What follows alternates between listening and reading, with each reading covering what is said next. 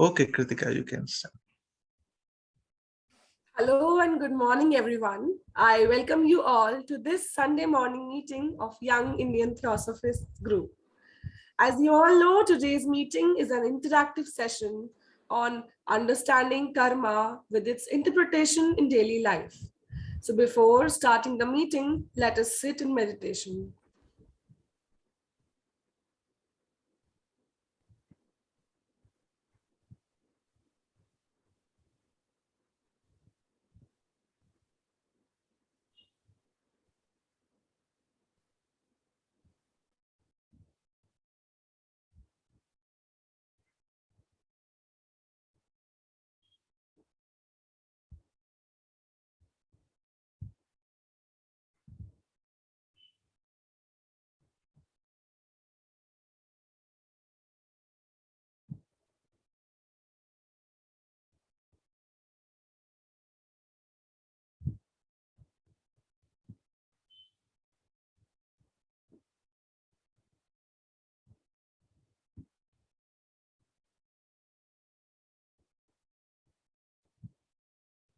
O hidden life, vibrant in every atom.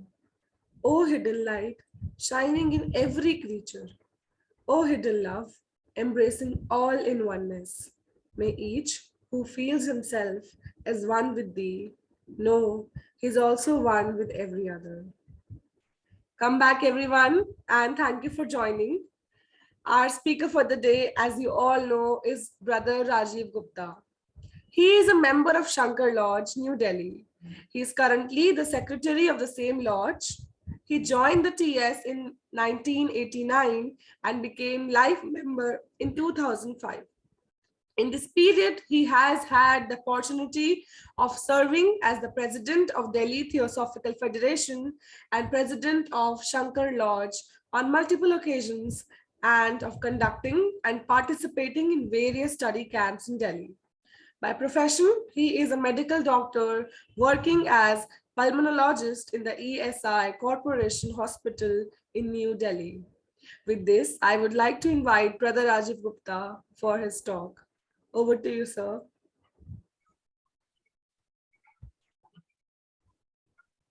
Thank you very much.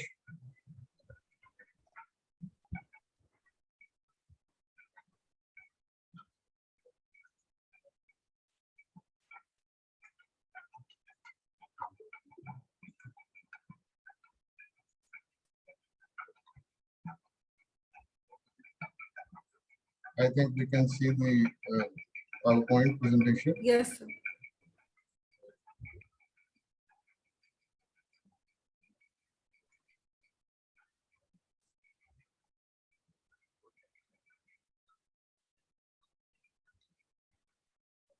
So the topic today is understanding the law of karma with its interpretation in daily life.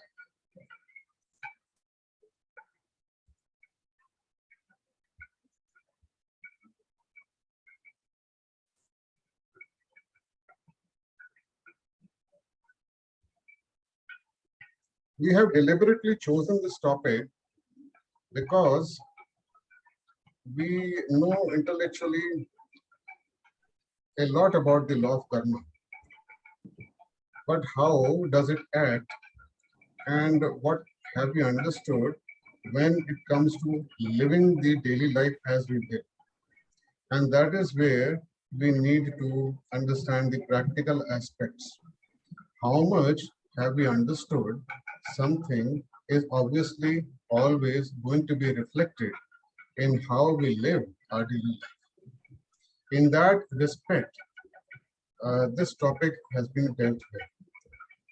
Anybody who has any questions at the moment when I'm speaking is free to interject and ask, but it should be regarding that particular topic that I'm talking about. Otherwise, we can take up the questions at the end. With this, I'll start.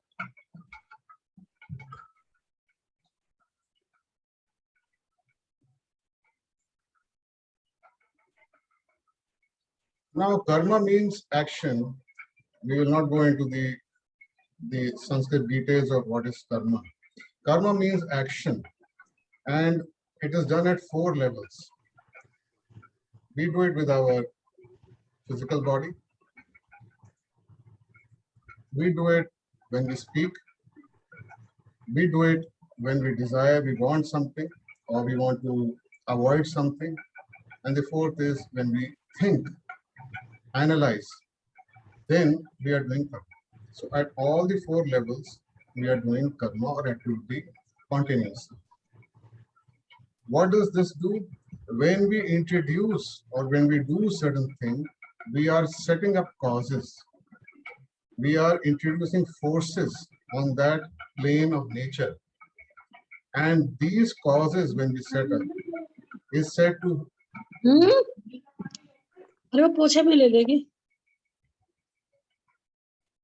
these causes which are set up, they tend to disturb the equilibrium of this world, as we say, or that plane of nature. This is how we have been told. And the result of that what we have done comes back to us, is reflected back to us. And this is in the crux, in a very short way, we can say this is the law of karma. So as we have written here, this setting up of causes leads to a disturbance in harmony, and harmony is regained when the results arrive to the same entity. Law of karma has also been called in different ways as the law of harmony, the law of equilibrium, the law of compensation, the law of harvest, the law of action and reaction. There might be some more other ways in which this law has been expressed. Now, what does Dr. Annie Besant say?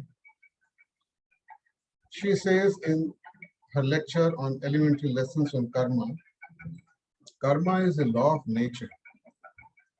She says it is the law, for it is everywhere and always, omnipresent, all pervasive. Very important to remember this, or to let it seep within us, that we cannot escape from this law of nature. A law of nature is said to be inviolable. For this relation between cause and effect cannot be altered.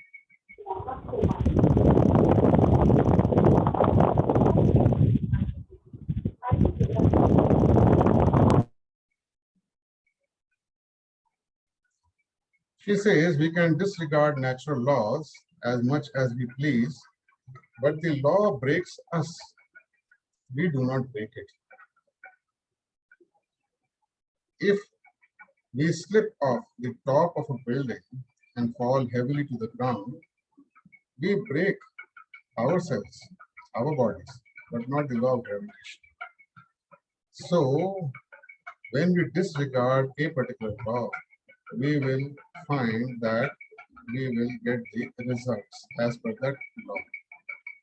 So, with this, we go further and see the difference between the universal laws and man-made laws.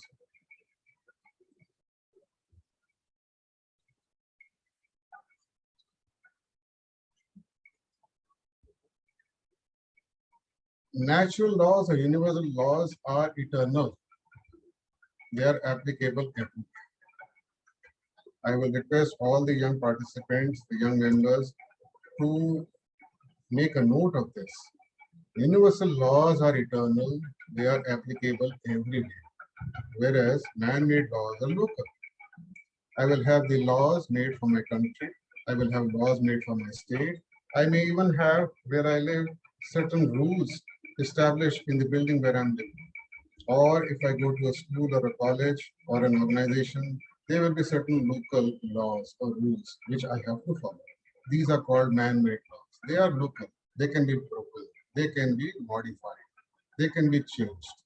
So this comes to the second point, that the universal laws cannot be violated.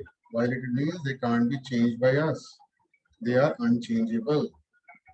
Whereas man-made laws are breakable and they are changeable, they are modifiable. Third thing is universal laws, there are no penalties to be paid.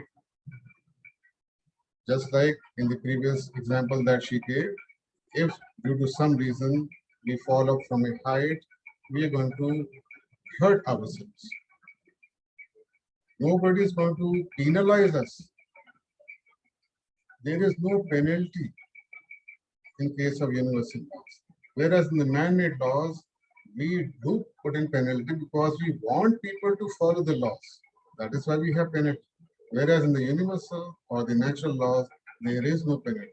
You pay in terms of the law of karma.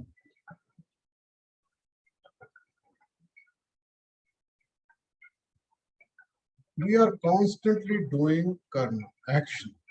Constantly. We are constantly thinking, desiring. Sir, can I say something? Yes, please. Sir, actually, man-made laws are quite clear to us.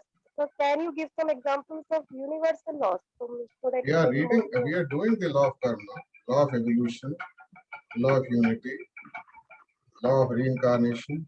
Okay, There are so many law of periodicity. There are okay, so many. okay. Thank you, sir. We are constantly doing karma, so we are continuously generating karma. Karma by karma we mean also karmic effects or the fruits, the phal, when it becomes a right.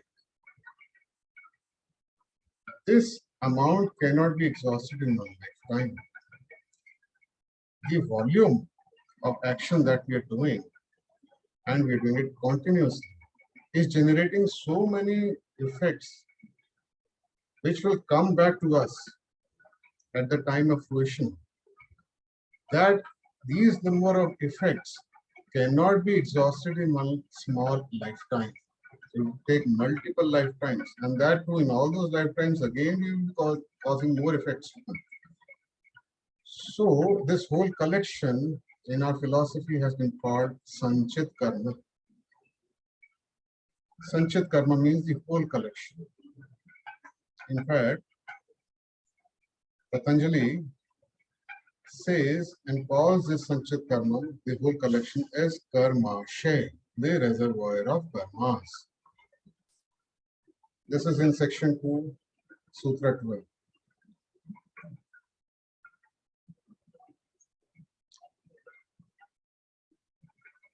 So having understood what is Sanchit Karma, the whole collection of an individual's karma, we go to another concept which is called Prarabdha Karma. Prarabdha Karma is that small part of this Sanchit Karma which is allotted or given to be experienced in a particular lifetime. And this is called Prarabdha Karma. Most or the major part of this Prarabdha Karma is made from the following. So when a human being is born, where will he be born? The birthplace, the colony, the local place, the city, and the country. What month and year will he be born? In what gender will he be born, he or she? Family and relatives. Who will be his immediate family? Who will be the relatives? Who will be his neighbors? In which religion? What religion will his family follow? All these things, they determine this prarabdha karma to a great extent. Because this part, all these features, they give the baseline for that person. The identity of that person is made from this. And this is the thing, this is the personality with which he starts his life. This is, one can say, his conditioning, because he identifies with all of this. The work environment, then where he is working, just like the neighbors who are his co-workers, and the date and time of death. Now, date and time of death is not really fixed, but death will occur, and there are certain periods in a person's life where it is easy for him to leave the body. We will come to that a little later. So this is called Prarabdha Karma. I have not included the congenital defects and etc. etc. All those things in which a person does not have any hand in the making currently. that is prarabdha. We can't do anything about all this. Another part of the prarabdha karma, or the other part of the prarabdha karma which we face, comes to us in the forms of accidents or unexpected losses and gains. There are certain things which we encounter in our living in which we don't do anything as such, but they just occur to us or happen to us. So when that happens, we can be well assured that this is part of our karma. I'm just giving a brief, then perhaps later we'll discuss much more about it. Karma, which we generate or create in the present moment as we are living our life, is called Kriyaman Karma.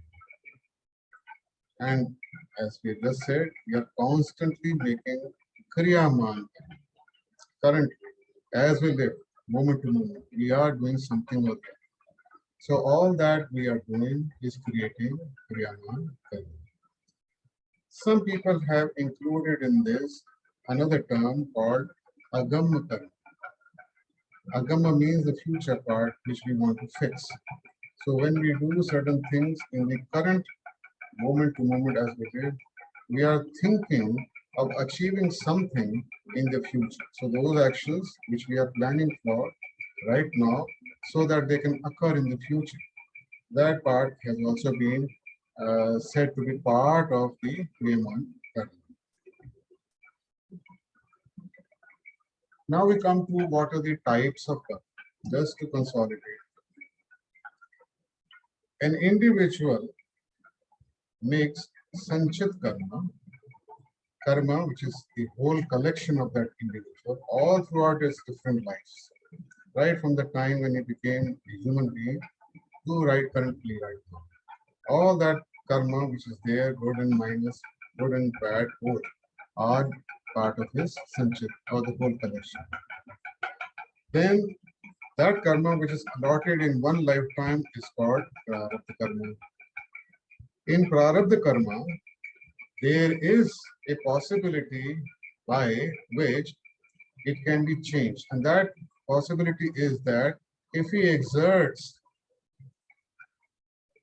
to a certain extent, then he may modify the prarabdha karma to some extent. Or he may not be able to modify no matter whatever exertion that he does. So these two divisions have also been given, and they are called Vrit and Advrit. This is just a minor distinction so that we should know when these terms occur. Usually astrologers, they are the ones who are using these two terms. So prarabdha karma can be again divided into two parts, something in the prarabdha that we can change and something in the prarabdha that no matter what we do, we cannot change. Then we learned about Kriyaman Karma. As we go along living our life, moment to moment, we are creating karma, that is the Kriyaman Karma, and part of that is the Agama Karma.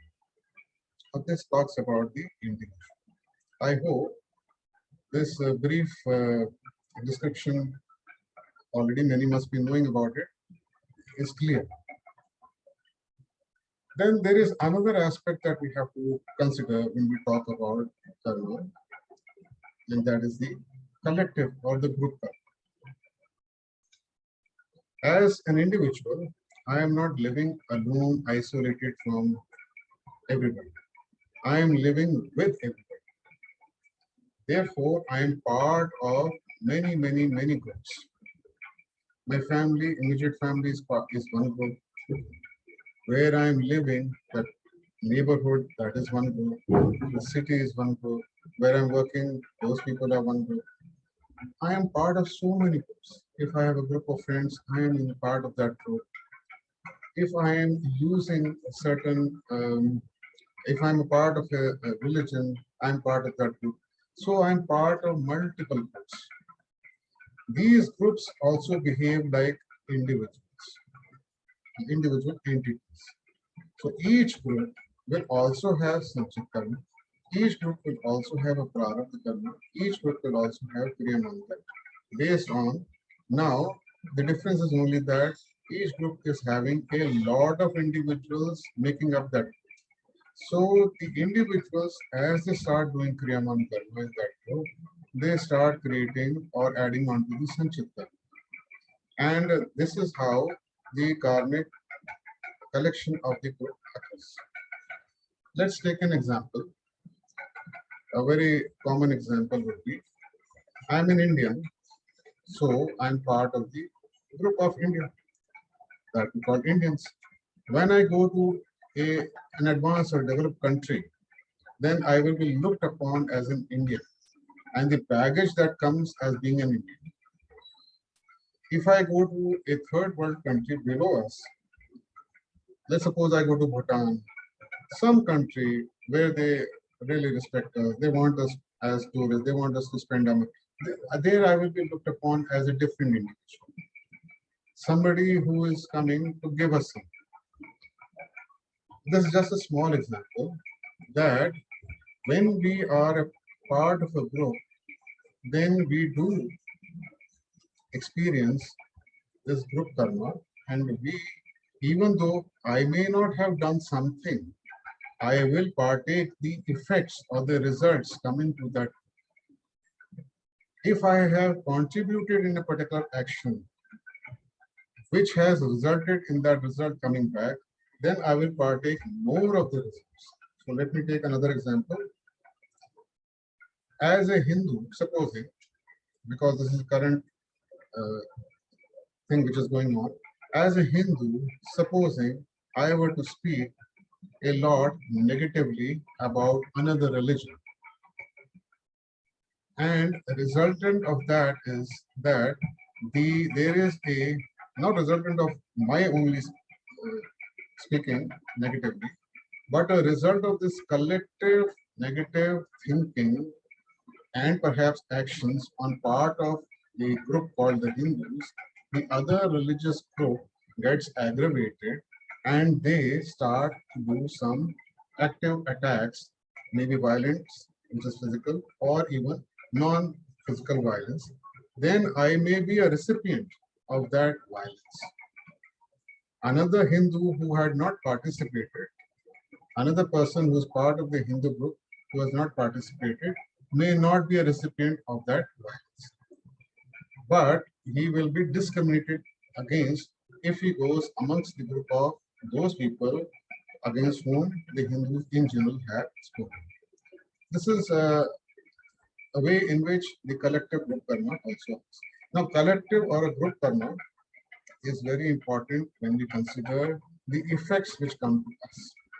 Whenever we are going to discuss or analyze our or somebody else's life and how different things are coming to that person, this needs to be considered group karma, because we cannot ever be separated from any group. We are always going to be part of multiple groups. So group karma has to be taken into account whenever we talk of the individual and his own individual karma. Now going ahead, we see that there is something called specific karma and there is something called general fund karma. These are not technical terms, but these are the kind of terms given by C.D. Editor. In fact, general fund karma and I'll skip that. Specific karma is that karma which I create with an individual in a more intense and a specified manner. When I say specified manner, I mean it is an intense karma that I have created with another individual in terms of plus or minus. So if I have a particular affectionate nature or action I have devoted to somebody, then I have made a specific karma with that specific person. When I say person, it is the ego making the karma through the vehicles with another ego. So the karma is though made by the personality, but it is actually being stored as part of the actions of the ego, because the vehicles, they are the active agents of the ego. So this karma, if I have created with another person in terms of affection or in terms of hatred, they are very intense, very specific, then I have to deal with the effects with that ego in either in this lifetime or in some other lifetime. But it will be only with that particular person, not with somebody else. So if I have done some good deed for a multiple, in a very, very detailed manner, very specified manner, supposing I have helped somebody to set up his business and helped him a lot over the years, then that person, I have done some good karma for that person. The person is in gratitude, and there is a bond which is made, bond of affection is made between the two. Then what happens is that this good result will come back to me through that person only. On the other hand, if I have done something bad repeatedly against a person, then I will be recipient of that in another way from that person in some, either in this lifetime or in some other lifetime. But it will be specified or specific with that person only. It will be tied with that person only. Whereas general fund karma is the karma which I do daily, which are not specified to a particular person, but they are done in a way that the return of the fruit will come to me through any agent, from any person. It will not be through a particular person. Majority of our karma is general fund karma. So if I am going along on the road, somebody asks me for a direction and I tell him, and he goes, that is the end of it. It is not that I have helped him because he helped me somewhere along in some lifetime. That is why it's a general fund karma. I have created, he also created, he got some help from me in this. There is nothing specific here. So we have to make this distinction between specific karma and general fund karma.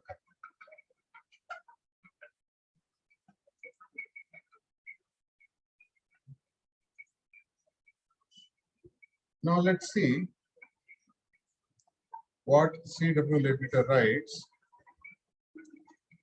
He says that it is utterly impossible for the action of karma to be unjust. It would amount to the failure in the power of the logos. Why has he written this? Because he wants to convince us that this law of karma cannot be violated. Also, whatever comes to us, good or bad, comes to us because we have created. Do not blame anybody else. So he is saying that it cannot be unjust.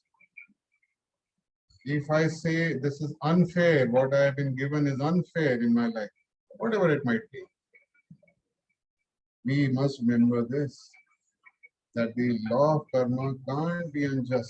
Therefore, I have received what I have, what is just for me, fair for me. We'll talk about the karmic deities. The karmic deities are the ones who are administering this karma, how it is to be deployed, how it has to be exhausted through various individuals, their own sanchidan prarabdha. So their responsibility ends with the provision of conditions. The karmic deities will provide the conditions, provide the opportunities, and it is up to us how we can make best of those opportunities, whether we take them or we don't take them. Good karma in the eyes of the logos, whose agents are these karmic deities, is to provide opportunities. That is it. The rest is for the individual to make use of this or not to make use of this. Perhaps we'll go further into this aspect. Dr. Annie Besant writes, one of the first things that it is the law of nature. and the karmic result is the outcome of all the forces that we bring about. The same thing, but in something much more she has written that whatever we face is the outcome of all the forces which bring it about. So when some result comes to us, it is actually a resultant of many multiple forces which have crossed each other, and then it comes to us. Karma does not dictate a course of action to the ego, but marks out the conditions under which he must act. Anything he can do is within his karma, and he may modify by fresh outpourings of energy any result which is not at the stage of complete rightness. Before we think that karma result is absolute, that whatever is coming to us is absolute, we have to just blindly accept it. It's not that. We can introduce forces to modify that result. It is still within our hands to do whatever we can to modify any result which appears to be coming to us. If we have the foresight, the understanding that a result will come to us, we can do. Let's take a practical example. A disease, we get a disease. We don't say now that I am sick, I will not take any medicine. I will try to get rid of the disease as fast as possible. So I will put in additional Kriyaman Karma to get rid of those things which have come to me, which I don't want. And I will do those things to bring to me things which are coming to me, but they are coming in less quantity, but I want more. So I am always free to put in new forces. I am not stifled, I am not bound that I can't do it. Karma is not in that way binding to us. Though the results which have to come will come, but we still have the ability to modify to some extent. Now we understand that in Prarabdha, there are a few conditions in which we cannot modify no matter what, because those are very, very fixed. They have to be undergone. Why they have to be undergone? Perhaps we'll understand later. The karmic deities have determined that these things will happen no matter what. Those things, of course, we can't change, but we still have the power to make and the free will to put in the forces to change them. Nobody can take away that free will from us.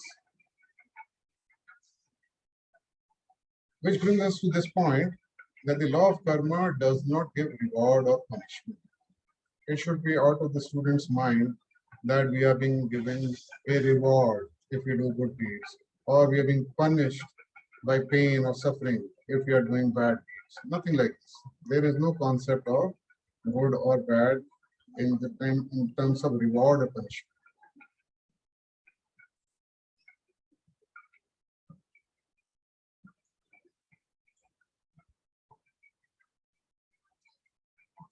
So look at the laws of nature as enabling forces rather than compelling forces. We can achieve what we want by setting up the right causes or forces into action. This is the gist of what we have just talked about. Now, although Annie Besant talks in terms of when she differentiates thought, desire, and action, but really we are actually doing a composite. We are actually doing everything together. But if we just do for our analysis part, then she says that we can use the thinking to create or mold character. We can develop virtues by thinking and acting upon them. Desire can be used to create or mold opportunities. And she says action can be used to create or mold circumstances. Basically, we have in our hands to modify, change our character, to create more good opportunities for us, and also to create more circumstances that we already have currently. Nothing is fixed in this manner. we can, except for that prarabdha that we talked about. If I'm a male, if I'm born in a particular family, I have particular. So those barring those few things, other things we have all the opportunities, all the forces at our hands, the free will to do what we want to do. Now the question comes: can karma be made during sleep? Yes and no. Yes, if we are awake on the astral plane and we can initiate action as individual units, then we do definitely make up karma during sleep. C.W. Ledbetter writes in the Inner Life, part 1 and 2, that he has seen people making karma on the astral plane, the effects of which came to in their different lifetimes, in the upcoming lifetimes, in the future lifetimes. Then, of course, if we are not conscious as a single, as an individual unit during sleep, then we can't be making any karma during sleep. Is the time and date of death fixed? Again, C.W. Ledbetter writes that it is not so precisely fixed. Rather, certain periods are there where the death can occur. And those periods are determined by good astrologers that this is a danger period for you. So be careful. He says this, that the lords of karma, whose duty it is to administer karma, to dole out karma, to see that an individual's karma that is being given to that person is done in such a way that that person improves, or his evolutionary path becomes much more easier for him to follow. They give them the opportunity that they can accelerate their karma, to learn from something which is coming to us. So the lords of karma, though they do give all the karma as we experience to us, by lords of karma I mean the whole agency of these karmic deities, which can be taken as an accounts department, where each individual's karma is stored, seen, and then it is distributed to that person in a definite manner. So everything is very mathematical, just like in any accounts department it is. So they see whether death, the date and time and the manner of death, how it has to be dealt with in a particular individual. I'll just give you a few examples. So they see that in a particular life, certain lessons have to be learned. And if those lessons have been learned by that individual and nothing more will be learned by that individual in the remainder part of his life, no matter how he lives, then if the lords of karma think it is better to close that life, it will be much better for that ego's growth, then they will close that life. How it will happen, C.W. Peter says, do not pay any attention to that, the manner of death or the date or time of death.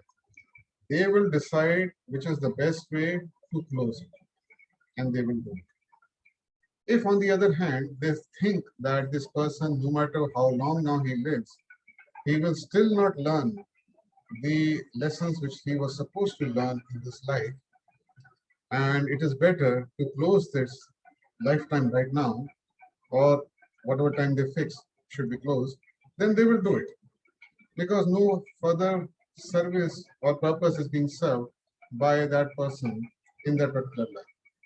Of course, when they do such things, then they see that the death of such a person, how it is going to affect the karma of that group. If a person is doing good service, if a person is doing certain kind of work which they think is helping him, that person, and the others, but in the original program, when they gave the prarabdha karma, the date and death of that person was approximately at a particular time. they expected that by this time he would have learned what he needs to learn. If they think that he is doing much better, they will let him live longer till his own way of living uh, will determine the body's ability to live further. So if the body can survive, let's say 10 years much more or 20 years much more, based on how the person lives, then perhaps they will let him live further and not close the life of that person. In this way, the lords of karma are constantly adjusting. So this time, date, manner of death is actually flexible, elastic. Now with this, I have come to more or less the basic, to the closure of basic theoretical part, kind of a theoretical part on the law of karma. Now let's come to a little bit of a practical part. How does this knowledge of law of karma help?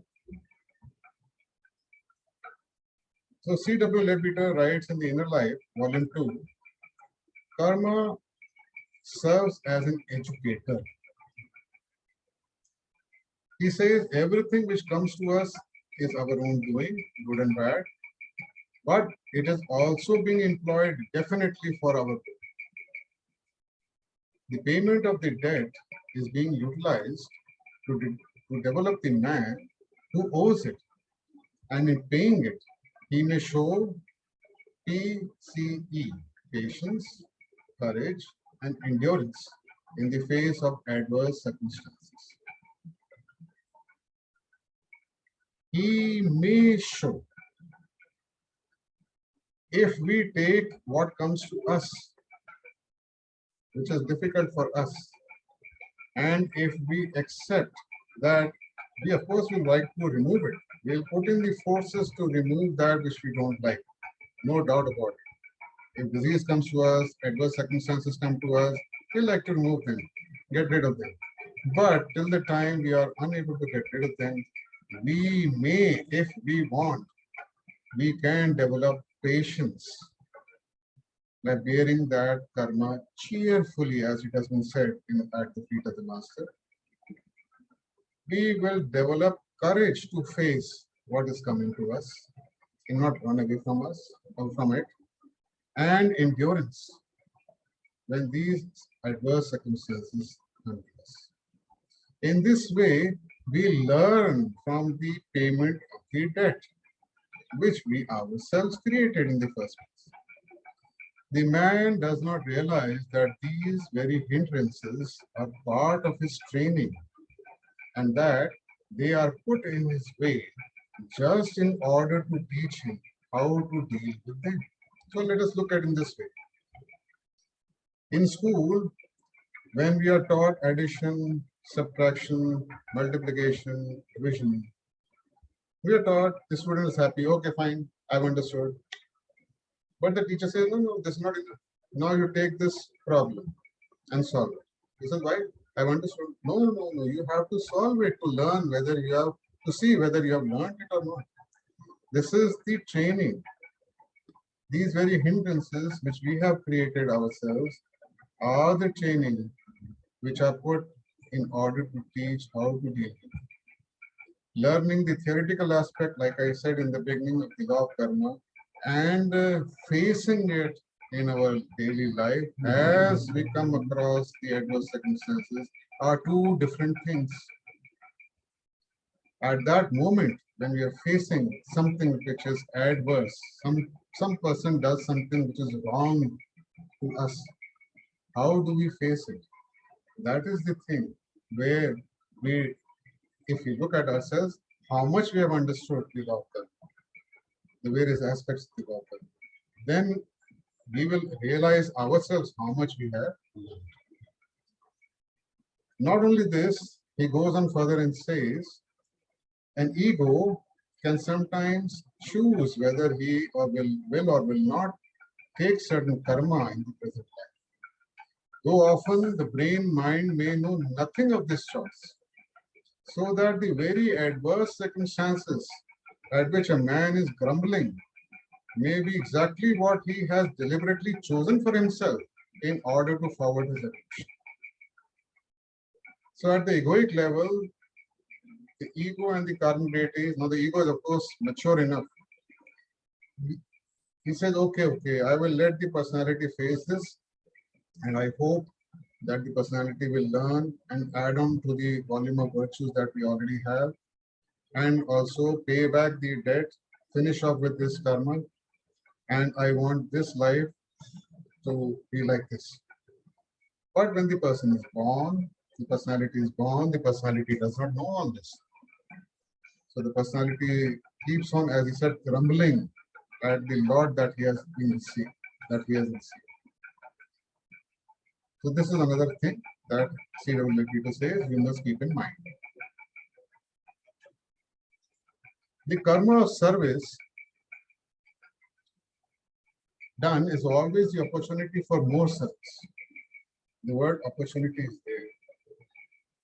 This is one of the rules which emerge with the greatest certainty from our study of the working of karma in the many past lives which we have examined. When a man leads a particularly good life, it by no means follows that in the next one he will be rich or powerful or even comfortable. But it does absolutely follow that he will have wider opportunities for work. Clearly, the Logos wants his work done, and if we wish for opportunities of progress, we must show that we are willing to. Now, there are certain kinds of actions which bring horrible karma, and that is the karma of cruelty. It can be to other men, by men means humanity, or to animals, especially to children. And it often brings with it chronic physical ailments, accompanied by most acute sufferings, and often it produces insanity. This is more so when the cruelty is of a refined and intentional character. Another thing which he tells us to be careful of is that any injury done to a highly developed person reacts terribly upon the truth. We should indeed be careful about our attitude towards any great one whom we come, for he, being far in advance of us, is likely to be misunderstood, to be different from what we have expected, and therefore not to be appreciated. One reason why the great ones do not more often come amongst men is the karma of misjudging and ill-using them is dreadful, and the fools among mankind are sure to incur. I have a few slides only. Closely associated with this is the subject of karma of ingratitude, which is always exceptionally heavy, most of all when the ingratitude is shown to an occult teacher. The man who thinks of good result to himself obtains that good result. The man who is not thinking of himself at all or thinking only of making himself a channel for the force of the Vedas is made into a better channel as a result of the action which that thought prompted.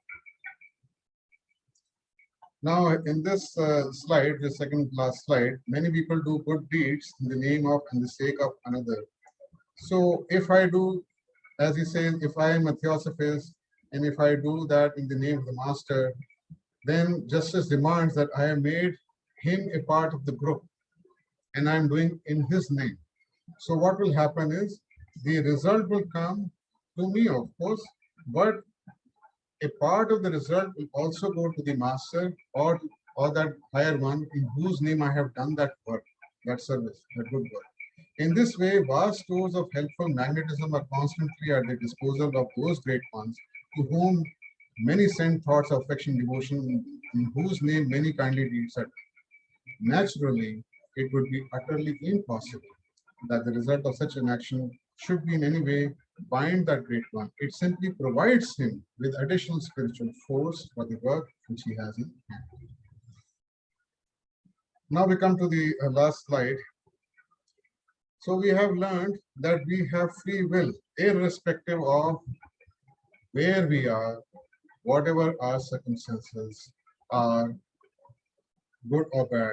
We always have free will. And destiny is only that part of karma which is coming back to us after it has ripened, matured. We will experience that as per the law of karma.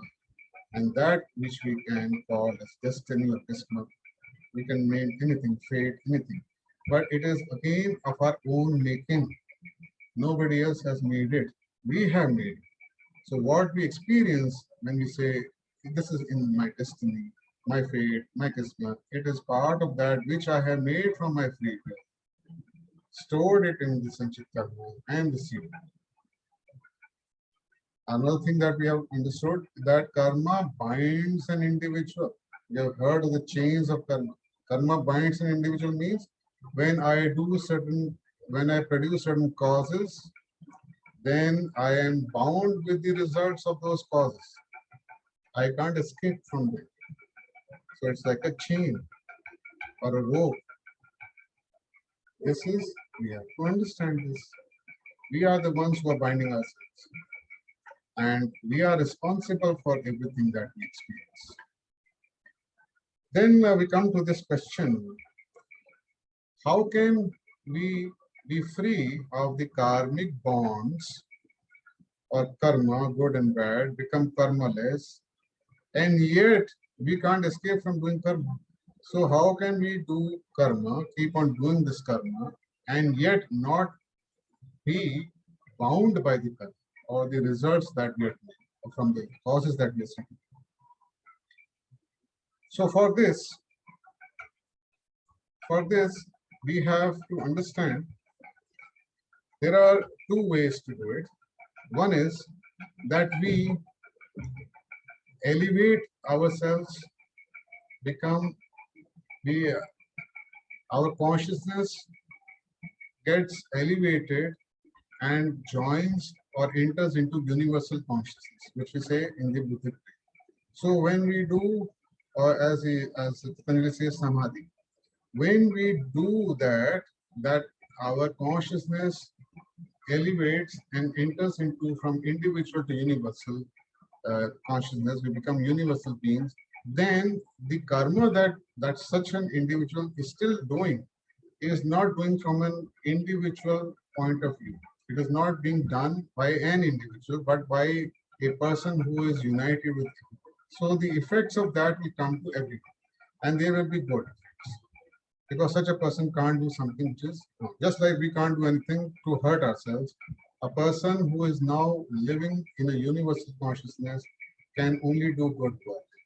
So that is one way in which a person who is now not acting as an individual unit, but rather a universal person, cannot do karma from the individual point of view, will do karma from the point of view thinking about the whole, everyone. The other thing is at that level, because we are not at that level, what to do? So we define our duties as best as we can based on our understanding, and then we start doing the duties as we are supposed to do them. When we start doing this and we do the duties in the name of the one, the deity, the master, in whose name that we do these duties, then we slowly and slowly start becoming free of our karma. We will be receiving more from the Sanchay to pay our debts and become more and more free to do those duties which are expected to be done by any pupil of the master. So in this way, these are the ways in which we can be free from the bondage. Now I will close this talk, and I thank you all for listening patiently. If there are any comments, questions, then we can definitely discuss. Thank you so much, Brother Rajiv, for such an intellectual and insightful talk. But without taking any time, I would like to open the forum for any suggestions, comments, or questions. Hello. Hello. Yes, brother. Yes, brother. Please.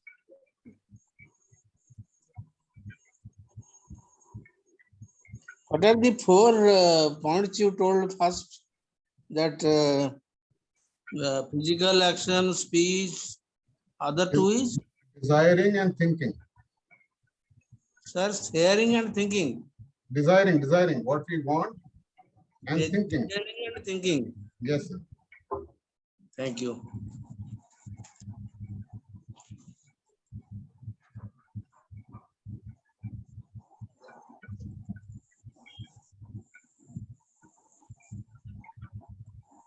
Shinde sir is also here.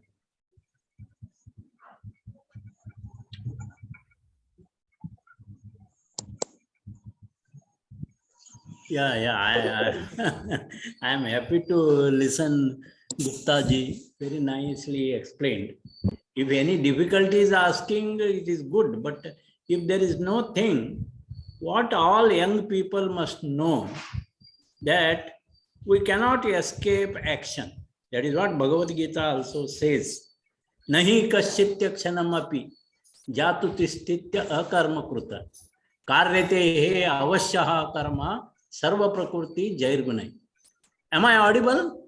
Yes, sir. Any sound if I want to increase? No, sir. Perfect. So this verse from Bhagavad Gita itself says we cannot escape action. When we have come to this physical life, we have taken birth on this earth, we are bound to do karma. There is no escape of karma. And therefore, whatever Gupta has explained, how important is this knowledge of law of karma, law of harmony, law of law, all that harmony means law of law. So it is essential to study this individually, collectively, because we are doing karma individually as well as collectively. So it is this one principle we must remember, that how do we do karma? Because we love somebody, at the same time we hate somebody. We say we are loving our family members, but at the same time we are not loving neighbors. That means we love something and we hate something. Both these love and hate are the great feelings of the human mind. And these feelings are immortal. They won't die. Means they follow us even after death. So if we are hating, we are doing bad karma. If we are loving, then we are adding to the good karma of the collective consciousness. So the principle that we must remember, that we must not hate anyone. So daily we can resolve not to think and feel of evil of anybody. That helps you to do right action and not to do any karma, in the sense bad karma. So good karma will be there. So we can't escape the karma in this sense, because feelings are actions. That is what Krishnamurti states. Feeling is action. So what kind of feeling you have, whether hate feeling, like likes and dislikes, all these are there. We must go beyond this. That is what law of karma teaches us.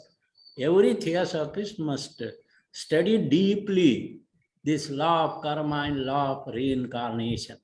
This is what unexplained laws of nature need to be explored by individually as well as collectively. That is what our brother Rajiv Gupta emphasized, explained very well. I hope young people, they have understood the importance and significance of this knowledge. Thank you very much. Thank you. Thank you, brother. Thank you so much, Thank you. brother. Well, there are some young people. I can see Aditya, I know. He used to ask me a lot of questions. Aditya, you want to say something?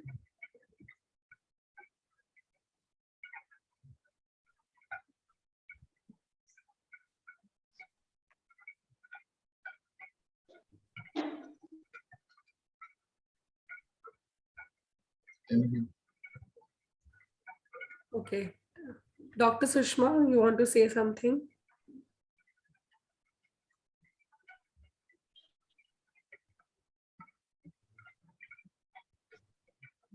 Hello Yes, ma'am.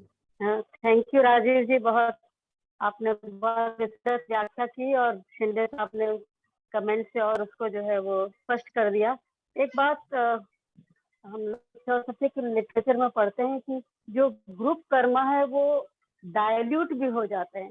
जैसे अभी आपने बताया कि हम Indian हैं या हिंदू हैं, हमने कोई भी दूसरे के धर्म के खिलाफ कोई बात कही तो जब हिंदू पे कोई आपत्ति आती है तो हम भी उसके भागी बन जाते हैं।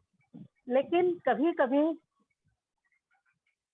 जब हिंदुओं पे कोई जैसे आपत्ति आई तो हम उस विषय में जब मौन रहे तो वो ग्रुप कर्मा, जैसे इंडिविजुअल कर्मा, सोसाइटी का कर्मा, नेशन का कर्मा, इंटरनेशनल कर्मा, तो ये सब कर्मा होते हैं। तो यदि हमने चुप रहे तब भी हम उसके भागी बनते हैं, क्योंकि हमने गलत का प्रतिकार नहीं किया।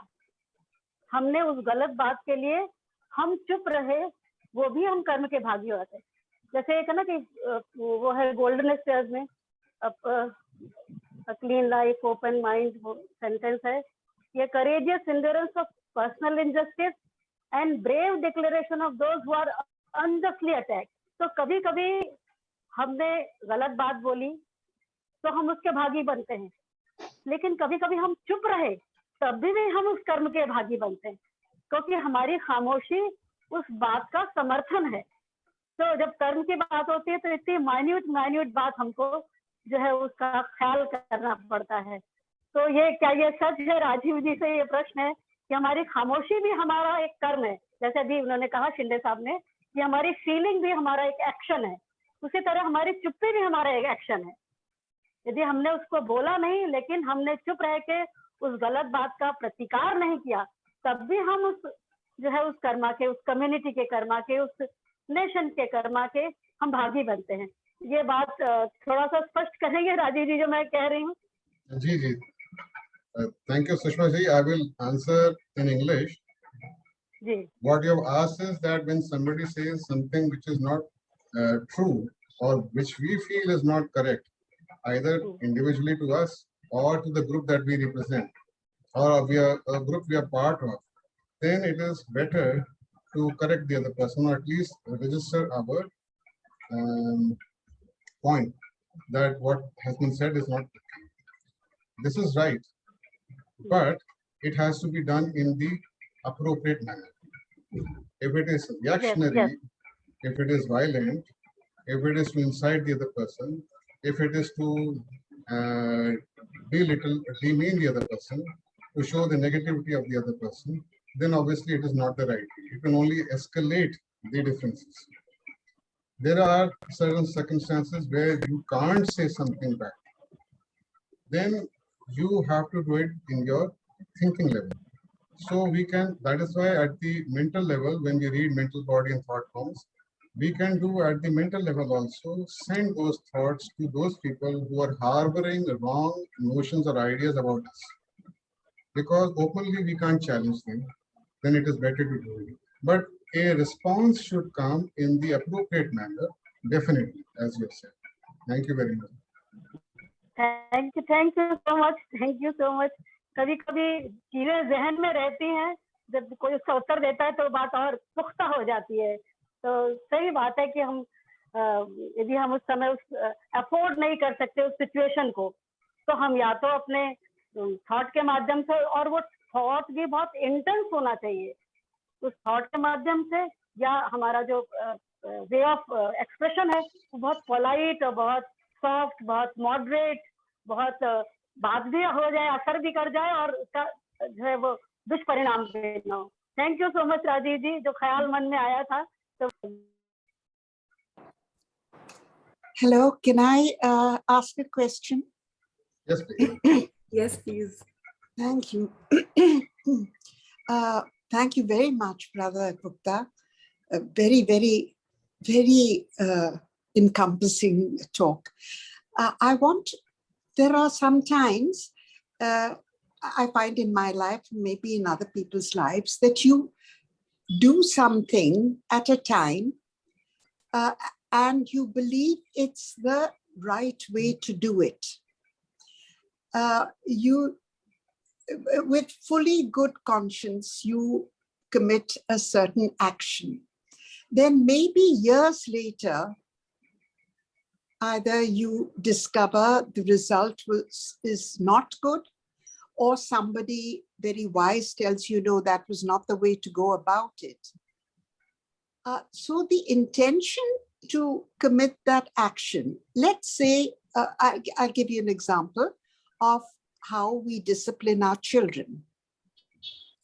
As the years are going, I think children are changing, and disciplining of children and raising of children is changing. So what I did in my generation is different from the next generation. So my point is that when we do something with good intention, and then we are told, and it's very confusing whether you did the right thing or whether you did the wrong thing. So what is the karmic effect? Your question is a question of understanding. In my current Kriyaman Karma, I did something with the best of intentions. And I followed that without any thinking of doing any harm to somebody. There was no manipulation, nothing. It was what you thought is right, what you did. So the result of that will come appropriate. If what we did was wrong, supposing we do some social custom, supposing like long time back, sati was a social custom. We know that it's not right. Child marriage was a social custom. You may have married off your child 20 years back, but now the times have changed, and now they say it's a crime. So what to do? You can't do anything now. And whatever was done at that time, when if it was done with the full understanding or whatever you thought was right, you have done it, we will receive back that same fruit based on what we did. And whether it was right or wrong, nature does not take care of that. What we did is what we will receive. If in the current circumstances, if there is a possibility that you can modify that which you did long time back, if there is a possibility, and you have now new knowledge, new understanding, then kindly do it. If you don't have it, then it is better not to do, just to wait.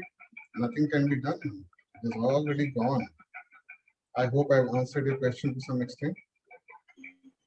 Yes, so what is the karmic baggage? Do we carry a karma of something that was inadvertently, Yes. though intentionally good, inadvertently maybe wrong? Yes, correct. We do carry. There are two things we do. One is the act of commission, one is the act of omission. We do certain things, then we do it because we think something needs to be done. And as the previous questioner, Dr. Sushma, said that we may not, we may opt to do nothing. That is, we omit to do something, thinking that this is the best, that we should not do. Or in our ignorance, we don't know that something could have been done. Then also we are going to have karma. Karma will always be there because as an individual, we are setting up causes or some opportunity came to us and we did not take it. So in the current, I would suggest all of the people here and those who are listening, later on those who listen also, a small section of about 50 pages by C.W. Leadbeater in the book Inner Life, Volume 2, 8th section, that is the 8th part of that book, Volume 2, should be read. That will, and very carefully, it will clear out many things, many concepts of ours.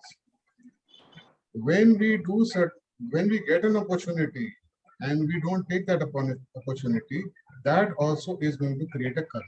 So the karmic baggage, as you say, will always be there, and we have to face it. But don't worry. If something has been done, it has been done. It's okay. If there is something that you can do right now about it, if you think there can be some corrective action, then kindly do it. Thank you very much. Thank you, Brother Rajiv. Sister Vimal is raising hand. Yeah, hi, thanks for letting me ask this question, though it's late. I mean, it's not a question, it's a comment. Like what I think about karma is it's all in the zone of speculation. Whether you think about your own karma or somebody else's karma, because one really doesn't know. So if you really, if you look at even the Bhagavad Gita and where all these concepts are made very clear, there also the obvious karma of killing your own brother, and that is not the karma which is which is important, as it is important for Arjuna to do that act, because he's acting, his duty is something totally different in that point. So if you think about it, karma is not something where you, if for example, if I meet some child which has got some physical ailment, okay, I know that that child is too young to have done anything wrong in that birth because it's too young. But it has come with that birth, with that problem. We immediately say, oh, it's karma. But sometimes I think that it is one of the worst things you can say to a person, that this is your karma. Think about it. You have something has gone wrong in your life, and somebody comes around and tells you this is your karma. Now, this is the most cruel thing, don't you think? What is the other thing is, okay, something's gone wrong. Let's look at the solutions. Let's look at how can we make your life easier? How can I make my own life easier? What is a way to go about it? So I know that in theosophy, we give a lot of importance to karma and reincarnation, and every sort of system of philosophy or religion has its, do's and don'ts, and some reasons why, some reasons why certain things are told to them, told in every religion, where they say that if you follow this thing, everything will work out. If you follow these rules and these systems, things will work out for you. So in that way, if you think about it, that's, if most people in theosophy or most theosophists have this viewpoint that if we follow karma, if we do the right thing, everything will be fine. Things will work out. But actually, if you think about it, the better way, I mean, I am a big fan of Krishnamurti. So my better way to approach this, and this answers Zeena's question to some extent, is, are you conflict free now? You raised your child in some way. Now you see a different way of raising child. This whole thing gives you a sense of conflict. Did you do the right thing? Did you not do the right thing? You don't know.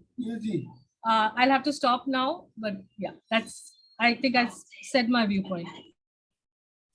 Thank you.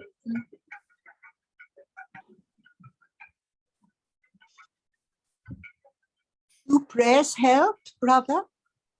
Do prayers help? Yes, yes, of course, of course. Yes, yes, yes. In maybe in helping us deal with our challenges. Yes, they do. Definitely. So you're asking an outside agency to help you bear a challenge that is very difficult for you to bear. Yes, correct. That's okay. We are doing it constantly. When we get sick, we go to the doctor.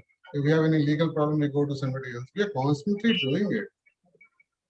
And when we ask our senior brothers mean those who are higher to us in evolution, those whom we call initiates or the masters, then, or to certain deities whom we think are powerful, it's okay.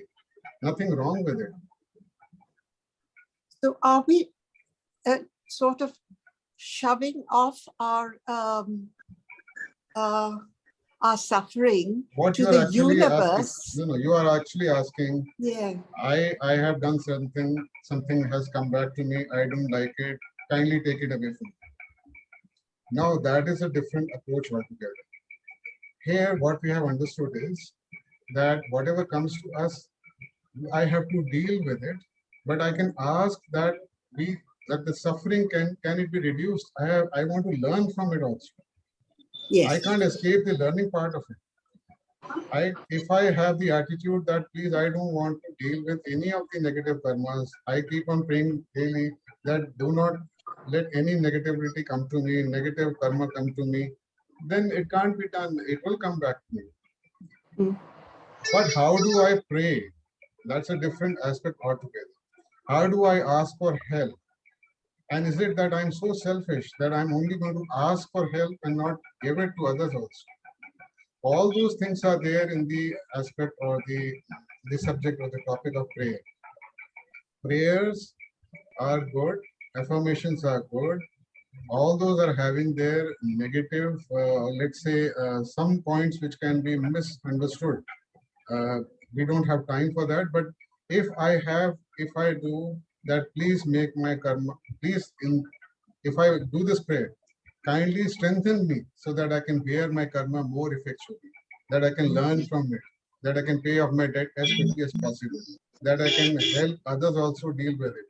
That is a good prayer. That strength, if I ask, is good.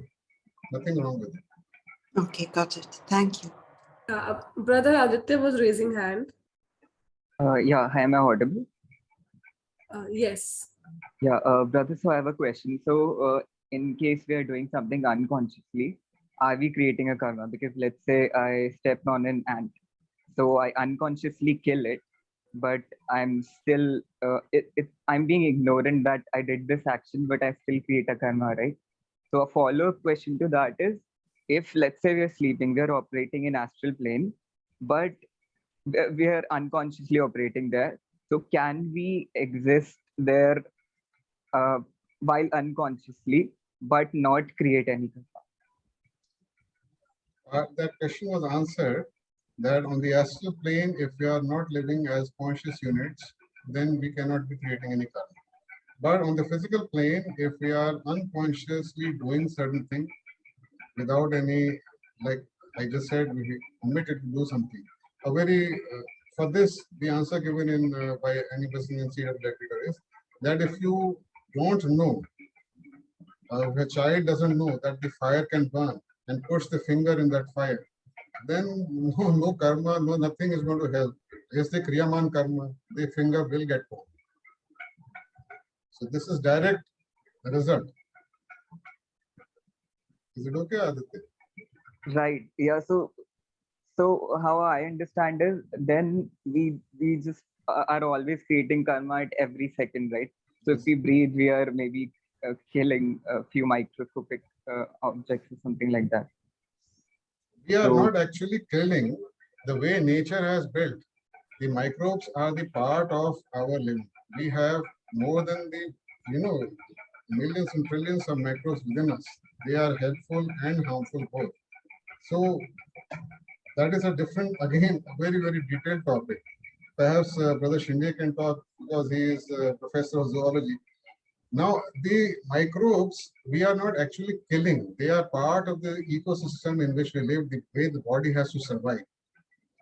Because the questions of whether when we eat something, are we taking away something from the tree when we're eating? All these questions are not to be answered. First, we understand the basic concept of karma. How are different things when we come to us and how we have to deal with it. How we have to learn to evolve ourselves more effectively while dealing and paying off with our debts. All those things when we understand, then perhaps maybe your answer, the question that you are having will get answered. Do not get into the trap of going into those questions which are not important before the basic major questions are answered for you. Understood. Thank you. Thank you, Brother Rajiv. I'm sorry for interrupting, but it is time already. No, I think, wait. I think Brother Shinde, he wanted to say something. No, I am not wanting to say. It is very complex subject. Law of karma is a very, very complex subject. Then you may deal with or you be with the question like war. War, is it necessary? Violence, is it necessary? If it is necessary of what? Whether it is for the development of civilization, because humanity develops civilization after civilization. And we have fought wars and we are still continuing the wars. So war is the great action. It is your hate, my hate, all together becomes a war. And we are learning from the war. War is essential for human progression and perfection. So we must look at the war also in this aspect. So many complex things are there. One must be with the question and deeply go into it. Then your subconscious mind, the subconscious itself gives you the reply. I think we can go deeper and deeper. We find more and more solutions. Thank you. Thank you. Thank you, Brother Shinde. So let's proceed towards the end because it's already time. So thank you so much, Brother Rajiv, for such an insightful and intellectual and interesting talk. At least we, the younger ones, have really got to know new things, and now we can think upon it further. So let us sit in meditation and absorb all the new things we have learned today.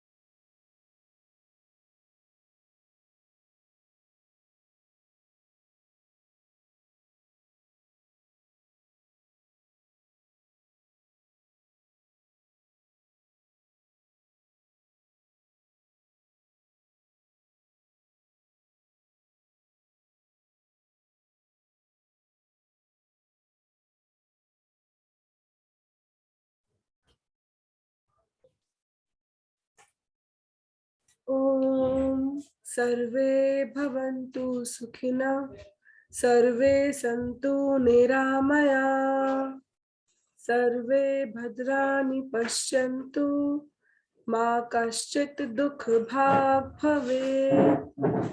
Om Shanti Shanti Shanti. Om. Thank you so much, everyone, for joining. So let's meet next week, same time and same place. Bye-bye. Thank you very much. Thank you very much.